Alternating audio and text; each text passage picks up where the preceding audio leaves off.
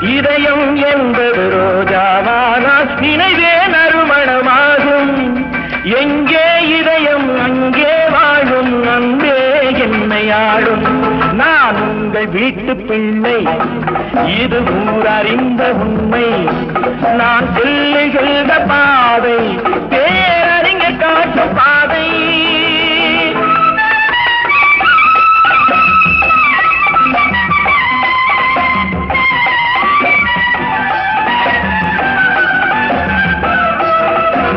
கோவில் என்றால் கோபுரம் காட்டும் தெய்வம் உண்டு அங்கே.